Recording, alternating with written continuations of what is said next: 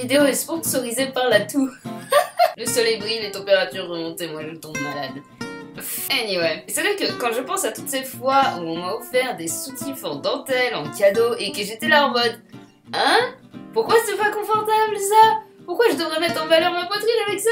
Pourquoi c'est en dentelle? Pourquoi mettre autant d'argent dans un truc pareil que personne n'est censé voir? Parce que qui est censé me voir avec ça? Est-ce que je suis pas normale d'être la seule à ne pas aimer les soutiens-gorge en dentelle? Et j'ai grave envie de retourner dans le passé et de me secouer en disant c'est rien meuf. Enfin meuf, c'est une façon de parler, c'est juste que t'es non-binaire et aussi probablement asexuel as fuck. Je dis ça, mais il y a des fois où je doute sur le fait d'être non-binaire. Le pire c'est quand il y a des trucs dits féminins qui me plaisent et je suis là ah non, faut pas que j'aime ça. C'est le problème en fait quand tu fais ton coming out, enfin moi c'est pas vraiment un coming out ce que je suis en train de dire, mais voilà, c'est que t'as la sensation de devoir le prouver aux gens pour que ce soit valide, tu vois. Et c'est débile, parce que t'as rien à prouver à personne. Parfois, j'avais peur que ce soit juste une question de physique, que je veux juste avoir l'air androgyne. Et être androgyne, c'est pas pareil qu'être non-binaire. Parfois, je me dis que c'est parce que je suis probablement asexuelle que je ne veux pas me donner un genre, afin de ne pas être un objet de désir, je sais pas. Et c'est complètement ridicule ce que je suis en train de dire. En fait, je veux juste être considérée comme une personne, c'est tout. Et là, du coup, t'as ma cervelle qui est là. Vouloir être considéré comme une personne avant de considérer comme un genre, c'est exactement le principe de la non-binarité. Rien à voir avec la sexualité, donc. Donc, bon, je m'auto-rassure, comme vous pouvez le remarquer. Et du coup, pour renforcer... Pourquoi je fais ça? Et du coup, pour renforcer ce sentiment que je n'ai rien à prouver à personne, ni à moi-même, j'ai décidé de me faire un bracelet avec les couleurs du drapeau non-binaire. Voilà, tout ce temps de vidéo pour dire ça alors que vous l'avez déjà compris dans le titre. Oui, je sais. Les couleurs du bracelet non-binaire sont le violet, le noir, le blanc et le jaune. J'ai de la ficelle.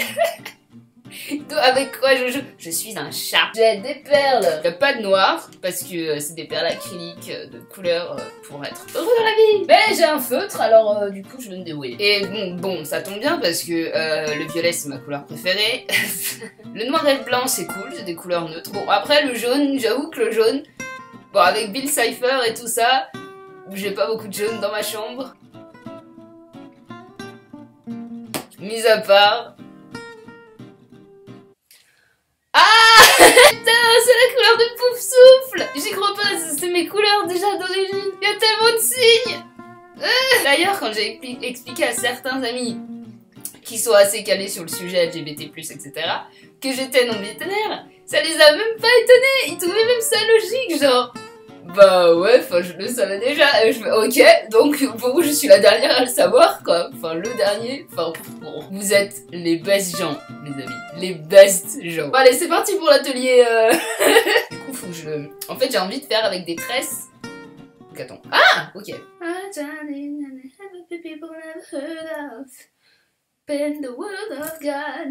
Ok, oh non, c'était le mauvais plan. En plus ils sont tout bouclés comme mes cheveux avant. Et la prochaine fois j'achèterai des lettres et je ferai un bracelet inspiré d'un tatouage de l'Androgynette qui est...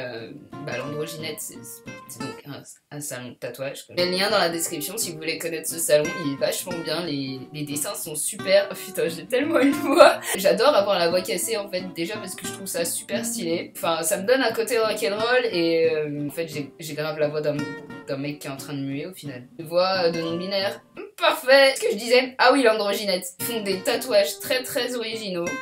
C'est vachement bien.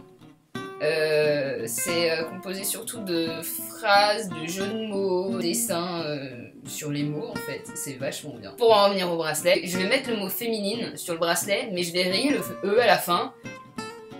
Ça fait féminin. Je sais pas, je trouvais que ce terme, enfin je l'ai vu, j'ai fait oh, c'est moi. C'est pas le côté féminin dans le sens je suis une fille, c'est vraiment le côté où... en fait le fait de rayer le E ça montre que c'est féminin et c'est pas complètement féminin en même temps et pour moi ça représente bien ce que je ressens en fait. Je trouve ça super cool qu'on ait des drapeaux parce que ceux qui n'y connaissent rien ils vont pas comprendre, ils vont me laisser tranquille et ceux qui comprennent ils vont être là en mode hey, j'ai acheté un badge trop classe que du coup j'ai mis sur ma casquette de Nigami évidemment parce que Nigami, badge réalisé par Léo, lien dans la description.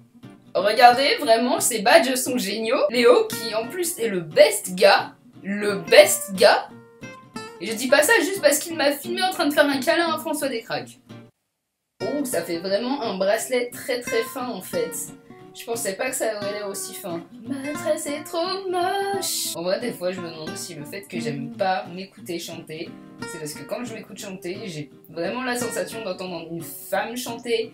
Et je suis là, ah, c'est pas ça, c'est pas moi.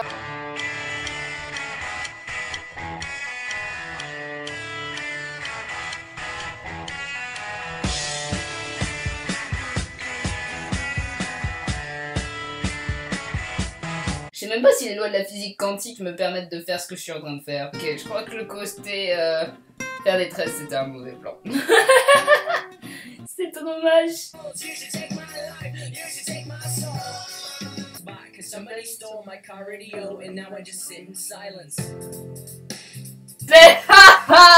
C'est moche. Et franchement, c'est trop triste parce que le jaune, je faisais bien et là, je fais n'importe quoi. En vrai, les 21 Pilots, je les ai surtout tout découvert grâce à des covers. Voilà. Vous êtes contents? Voilà. C'est tellement pas régulier, c'est ridicule.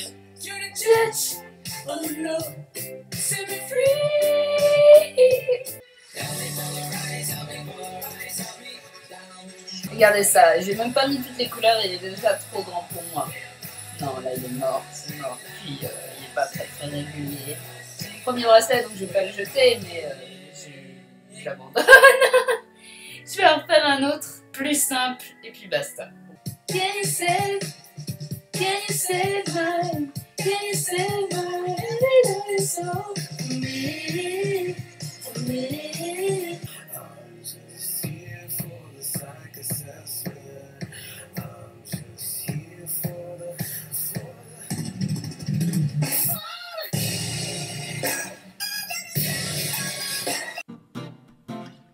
Et voilà. Oh, c'est de toute beauté. On parie qui va tenir combien de temps? Moi, je parie une semaine. Les paris sont ouverts. Enfin bref, voilà quoi, ça y est, j'ai un nouveau bracelet. J'en ai que 3. Et ça me fait très bizarre parce qu'il y a eu une époque où je portais plein de bracelets sur ce poignet. Les études, devoir poser son poignet pour travailler sur ordinateur, ça fait un peu mal. Mais on va bien trouver de quoi aller avec. Ma péridote, évidemment. Yummy. Nice. Alors ça, c'est mon cadeau de Saint-Valentin de moi à moi. Je mets le lien dans la description si vous voulez.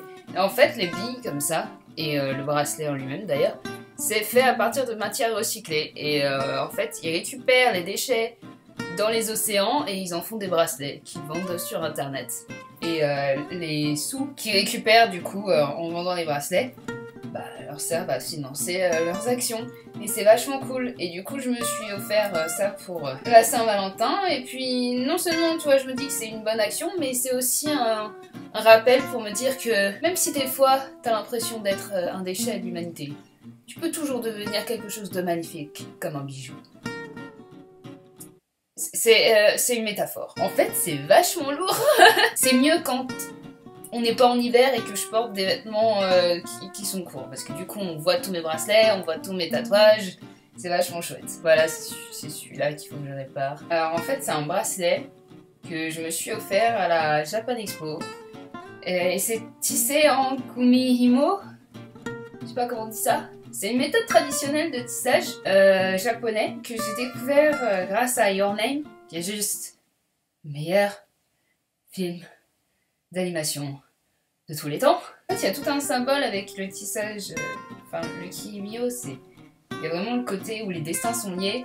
En plus, il y a des fils rouges, t'as compris la référence. En fait, j'ai l'impression que ce bracelet, d'une certaine manière, il me permet de me connecter au Japon en fait, ce qui me fait un peu de bien parce que avec mon anxiété, ça me paraît compliqué d'aller à l'autre bout du monde. Tu vois, je me dis que mes angoisses m'empêchent de faire certaines choses dans ma vie. Ma grosse déception, c'est de pas pouvoir voyager. Mais d'un autre côté, sans mes angoisses, pour en revenir au sujet de la vidéo au final, je pense que sans mes angoisses, j'aurais jamais compris que je suis non-binaire.